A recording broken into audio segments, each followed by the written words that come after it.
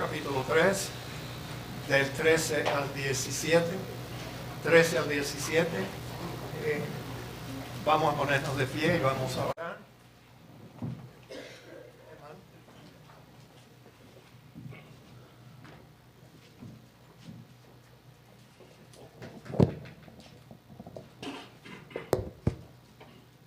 Buenos días, hermanos.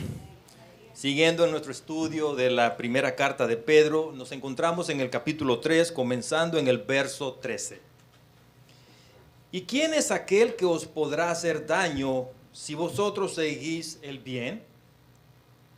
Mas también, si alguna cosa padecéis por causa de la justicia, bienaventurados sois. Por tanto, no os amedrentéis por temor de ellos, ni os conturbéis, sino santificad a Dios el Señor en vuestros corazones, y estad siempre preparados para presentar defensa con mansedumbre y reverencia ante todo el que os demande razón de la esperanza que hay en vosotros, teniendo buena conciencia, para que en lo que murmuran de vosotros como malhechores, sean avergonzados los que calumnian vuestra buena conducta en Cristo. Porque mejor es que padezcáis haciendo el bien, si la voluntad de Dios así lo quiere, que haciendo el mal. Amén. Amén, hermano. Vamos a orar.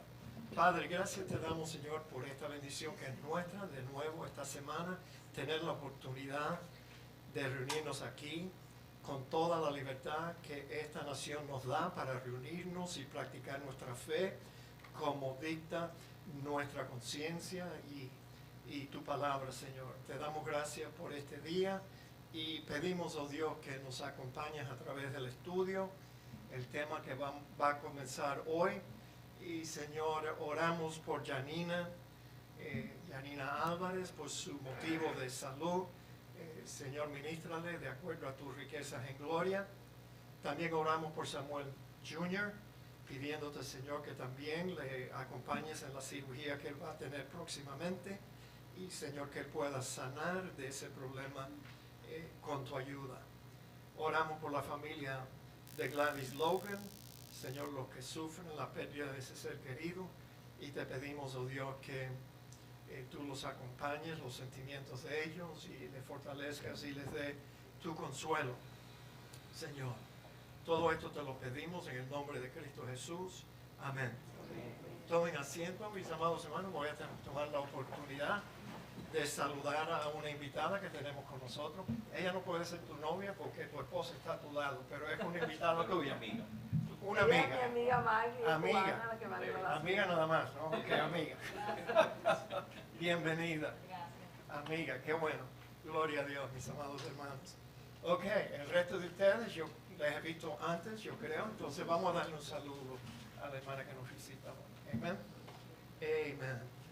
Bueno, mis amados hermanos, fíjense, para podernos ubicar, yo sé que esta placa yo la he mostrado ya por 7 semanas, pero nos ayuda a ubicarnos en el estudio de Primera de Pedro.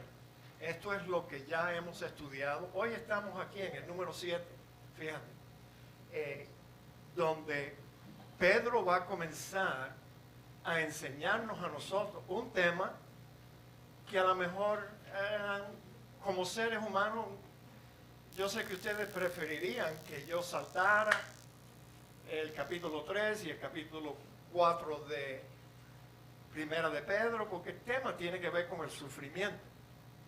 Pero el asunto es que el sufrimiento es parte de todo cristiano.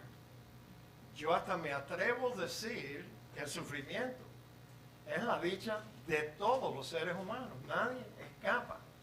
En la vida siempre vamos a tener aflicción, problemas, vamos a tener disgustos, pérdidas. Y bueno, la vida es así.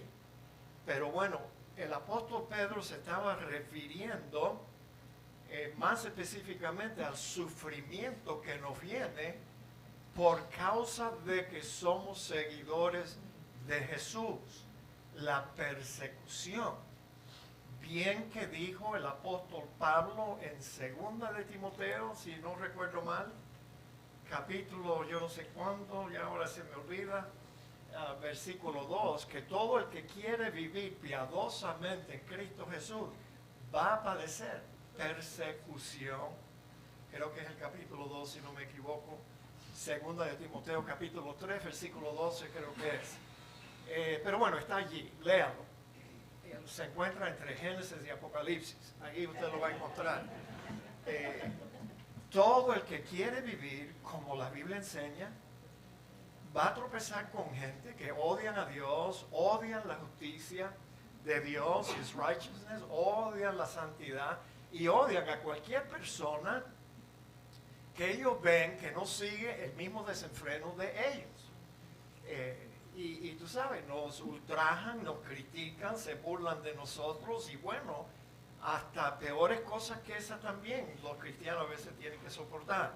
Yo quiero que ustedes noten que hoy vamos a comenzar con este tema, pero noten que empieza en el capítulo 3, versículo 13, y él no va a terminar de hablar del sufrimiento del cristiano hasta el final del capítulo 4. O sea, la primera epístola de Pedro tiene 5 capítulos. Y Pedro le dedicó casi 2 capítulos al sufrimiento. Yo creo que eso nos debe decir bastante. Nosotros estamos viviendo en esta época en el umbral de la gran tribulación de los santos. Créeme que estamos a pasos gigantescos a tener que afrontar, estoy hablando de los cristianos genuinos, los cristianos auténticos, estamos en el umbral. ¿Usted sabe lo que significa esa palabra? En inglés, para ustedes que no conocen mucho, yo tuve que buscarla, les confieso, en el diccionario esta mañana. Umbral es the threshold de una puerta, en el umbral. At the beginning, en el comienzo, el umbral de los últimos tiempos y de la gran tribulación que le espera a los santos, a los cristianos.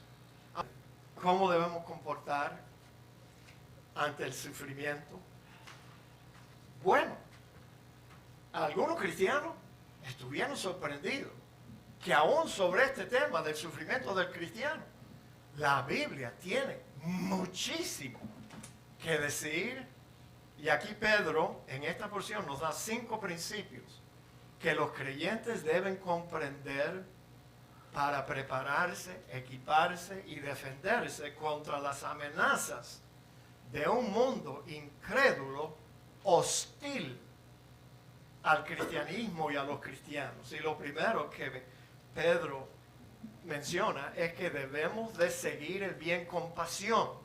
Fíjese, 3 diferentes versiones del mismo versículo.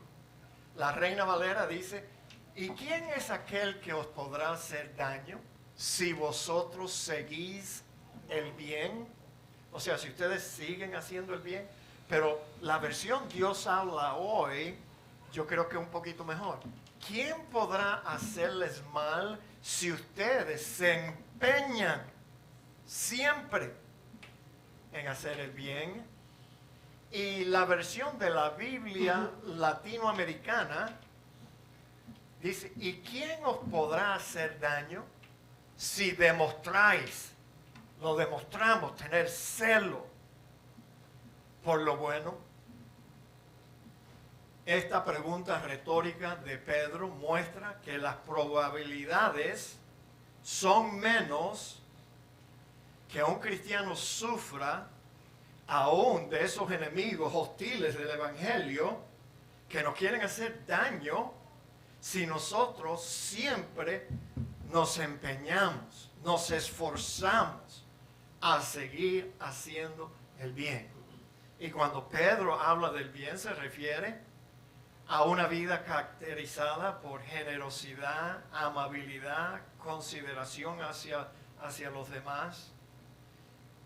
Ese estilo de vida tiene una manera de refrenar la mano incluso de los enemigos más hostiles contra el Evangelio. Ahora, ¿qué piensan los vecinos suyos?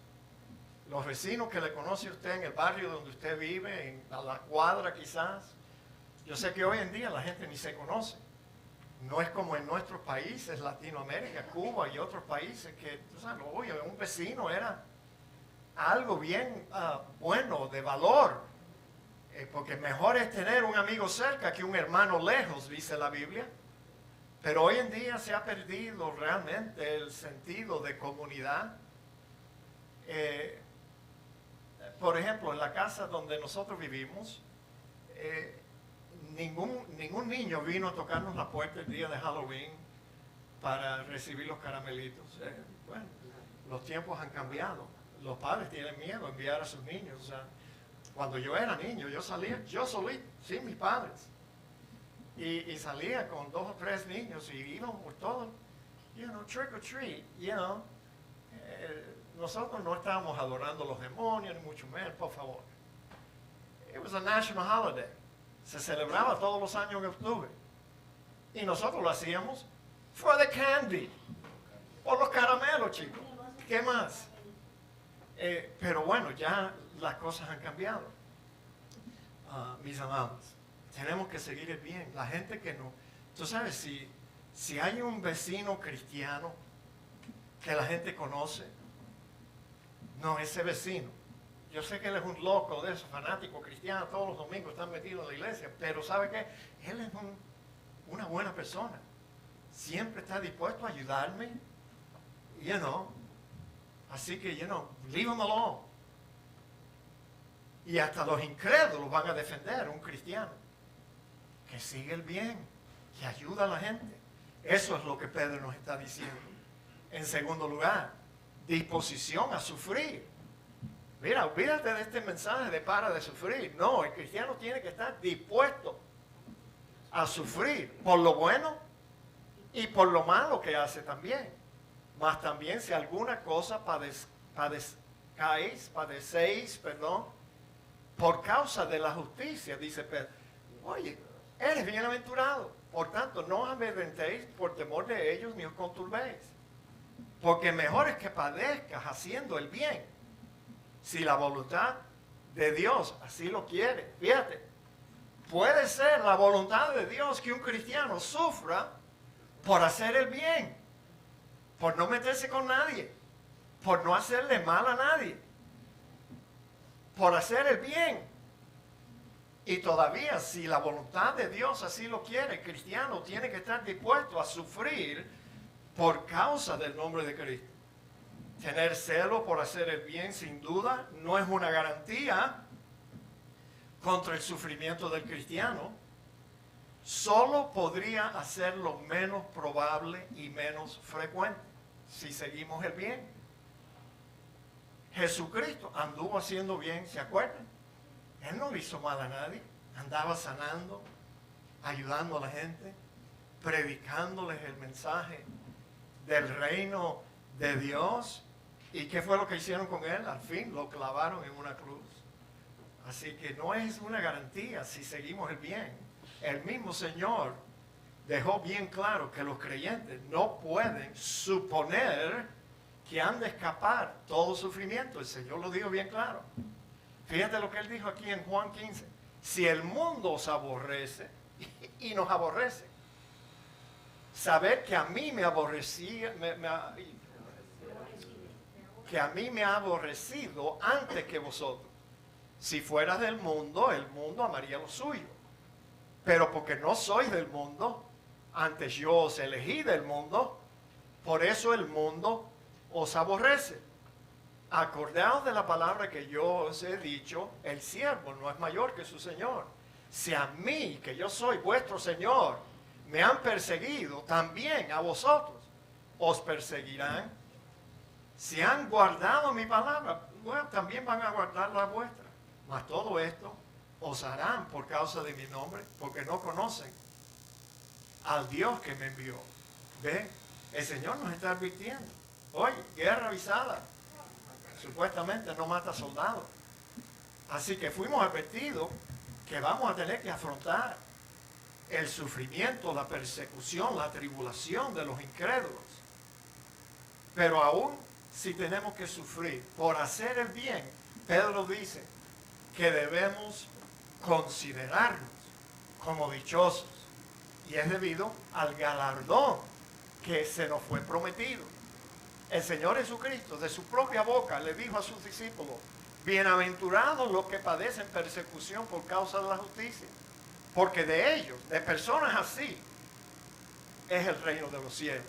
Bienaventurados sois cuando por mi causa os vituperen y os persigan y digan toda clase de mal contra vosotros, mintiendo, calumniando a los cristianos. Gozaos y alegraos, porque vuestro galardón es grande, no aquí en la tierra, sino en el cielo. Porque así persiguieron a los profetas que fueron antes de vosotros. Hermano, esto viene sucediendo por siglos y siglos y siglos. Siempre la gente del diablo se opone a los hijos de Dios. Ahora, la amonestación de Pedro para sus lectores, cuando él dice allí, dicho sea de paso, la cita está mal, es el capítulo 8 de Isaías, versículo 12, la segunda parte del versículo 12, el versículo 13. Un poquitico de trasfondo histórico. El reino del sur, Judá, iba a ser atacada por los sirios que se habían unido a los israelitas que vivían en el norte, en el reino del norte. Y entonces venían los dos, hicieron una alianza para atacar a Judá. Y el rey acá se estaba temblando, y toda la gente que vivía en Judá, en el reino del sur, estaban temblando. Ay, vamos a tener que hacer una alianza con ellos porque nos van a eliminar. Y Dios habla a través de Isaías al rey Acaz y le dice: no temáis lo que ellos temen, ni tengáis miedo, no tengan miedo. A Jehová de los ejércitos, a Él santificad. Sea Él vuestro temor y Él sea vuestro miedo. Oye, qué buen consejo, ¿verdad? Le dio. No busquen alianza con los incrédulos. No. Ustedes han creído en Jehová de los ejércitos, el Dios que los va a proteger a ustedes. Confíen en mí, santifíquenme a mí, apártanme a mí en sus corazones, y yo los voy a defender. Luego el Señor nos dijo a través de Lucas, del Evangelio de Lucas: mas os digo, amigos míos, no temáis a los que matan el cuerpo y después nada más pueden hacer. No los teman, pero os enseñaré a quién debéis temer. Temer a aquel que después de haber quitado la vida tiene poder para echar en el infierno. Sí, os digo, a este temer. Y claro, ¿quién es el que tiene potestad para mandar gente al infierno? Es Dios. Teman a Dios. No se venden 5 pajarrillos por 2 cuartos. Con todo, ni aún uno de ellos está olvidado delante de Dios. Pues aún los cabellos de vuestra cabeza están todos contados. No temáis, pues más valéis vosotros que muchos pajarrillos. Mis amados, cada vez que yo leo el capítulo 6 del libro de Apocalipsis, yo sabes, me asombro. En el 5º sello, donde las almas que perdieron la vida durante la tribulación de los santos ya no están en la tierra, sino que están delante del trono de Dios, se están quejando con Dios y diciendo: Dios mío, ¿hasta cuándo? ¿Hasta cuándo tú no vas a ir allá abajo y vengar nuestra sangre de los moradores de la tierra? Es interesante lo que Dios le contestó a esa gente. Les dijo: muchachos, tranquilicen, siéntense, descansen, porque todavía falta que muchos de vuestros hermanos mueran de la misma forma que ustedes han muerto. Ahora dime tú, ¿quién es el que está en control de la vida y de la muerte? Si no es Dios. Pero el Señor nos dice, no teman el que te puede quitar la vida. Te quita la vida. Te va a hacer un favor. No se vayan a suicidar esta tarde, por favor, sin hablar conmigo primero y yo te voy a quitar esa idea. Dicho sea de paso, yo hablé ayer en el funeral de Wilfredo con el hijo de Liliana Turmel. ¿Se acuerdan de Liliana Turmel? Él estuvo allí, su tío fue el que murió y Liliana estaba en el mismo lugar donde pusieron a Wilfredo. Yo hablé con uno de los hijos de Liliana Turmel. Dicho sea de paso, Liliana Turmel fue un miembro fiel de esta iglesia por muchos años. Ella fue la que trajo a Gladys Logan.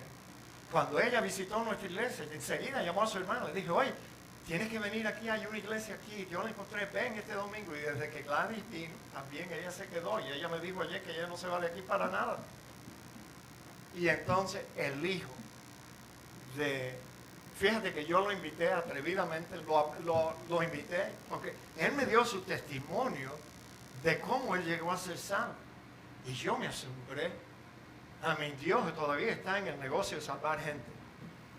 Pero primero muchas veces, los hombres somos tan tercos, tan duros, que Dios nos tiene que meter en una moledora de esa de carne. ¿Se acuerdan esas moledoras antiguas? Y eso fue lo que Dios hizo con este muchacho. Ay, deje que usted escuche ese testimonio. Yo no quiero. La esposa estaba preñada de otro hombre. Por ahí empieza. Albert me dijo que ella era colombiana, pero bueno, eso no significa que todas las colombianas son así. Pero tú sabes lo que es. Él estaba casado con esta muchacha, 2 hijos con ella, y ella sale en estado de otro hombre.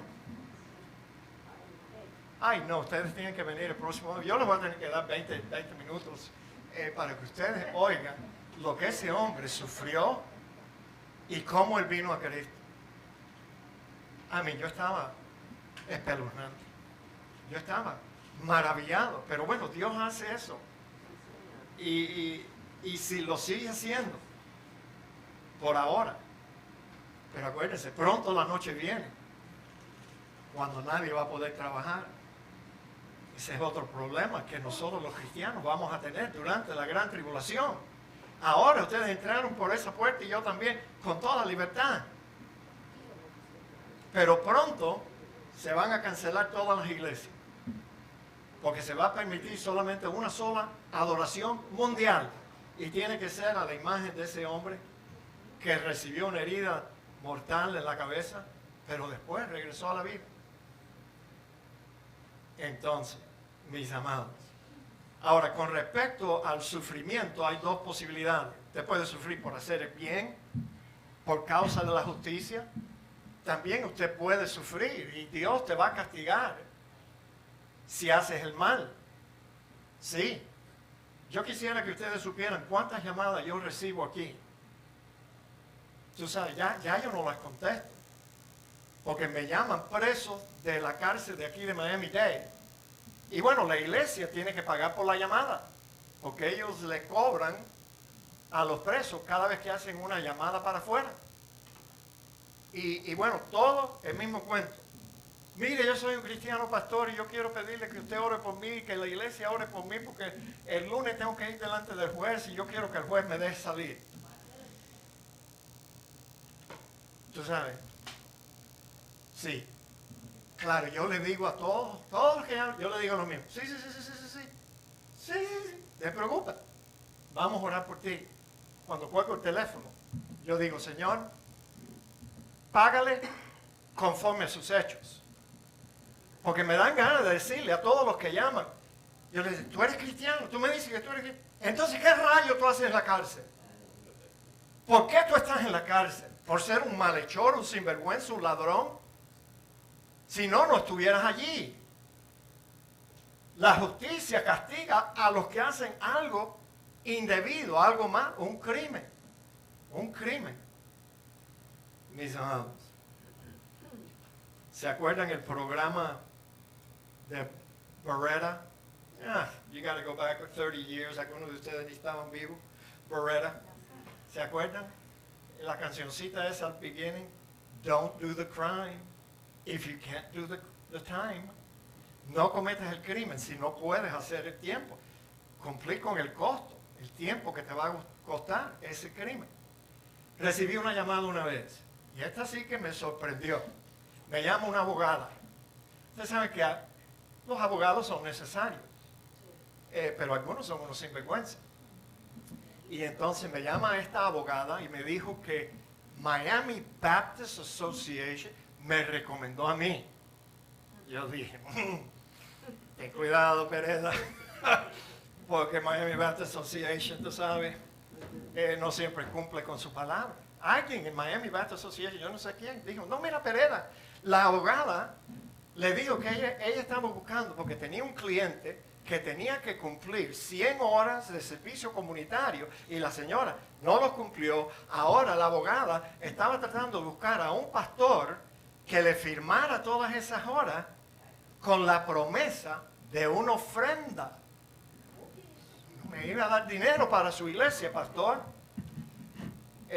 Claro, si yo le hubiera dicho, si yo hubiera aceptado y yo le hubiera dicho a esa abogada, mira, make out the check to José Ignacio Pereda, ella me lo hubiera mandado a mí. Pero yo le dije, wait, ¿qué es lo que usted me está pidiendo que yo haga? ¿Que yo le mienta a un juez de la corte aquí en el condado? Y que yo diga que esa sinvergüenza hizo 100 horas de servicio comunitario aquí, que yo ni la he visto nunca, y después me van a mandar un pago por mi firma. Yo le dije, no, you got the wrong one. Y entonces ella me dijo, pero usted me fue recomendado por Miami Baptist Association. Me dieron ganas de decirle, bueno, ¿sabe qué? Son unos piles sinvergüenza que están allí. ¿Cómo van a recomendar a un pastor para que le mienta a un juez? Y me recomendaron a mí.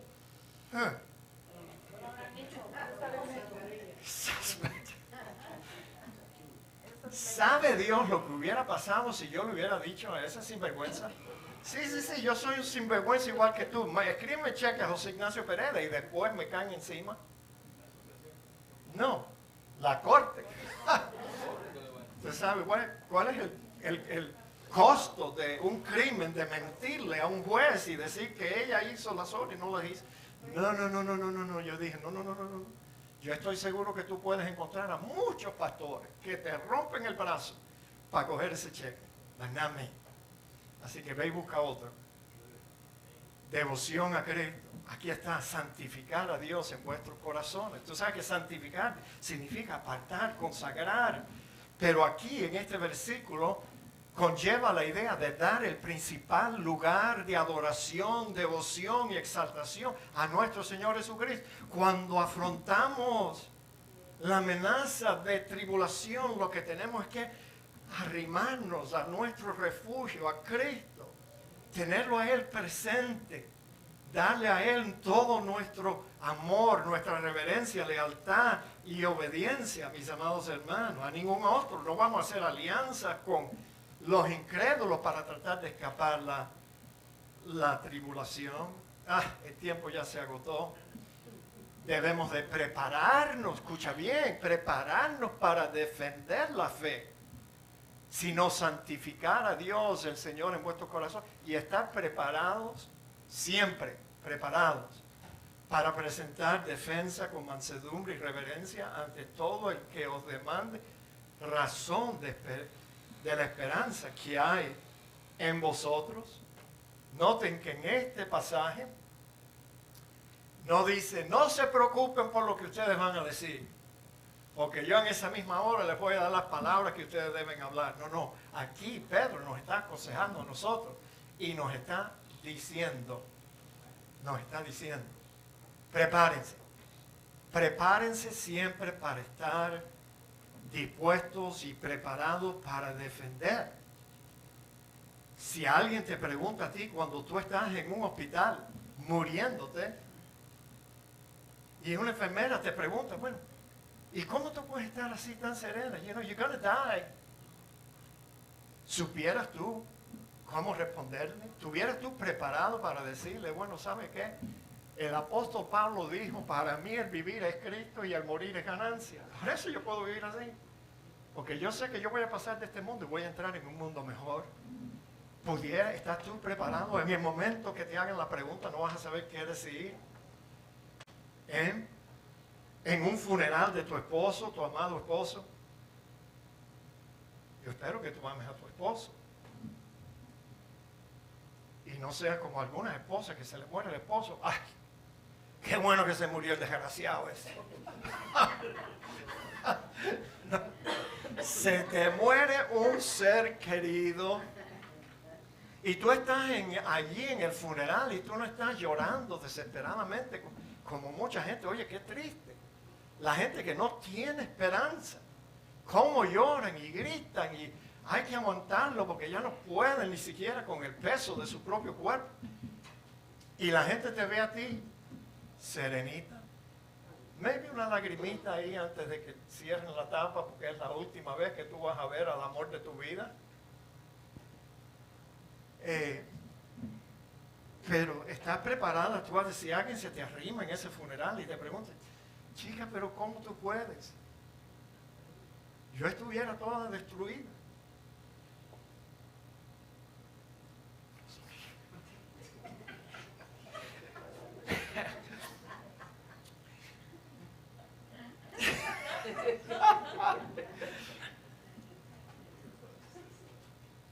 Pero anyway, tenemos que estar preparados. Y por último, buena conciencia.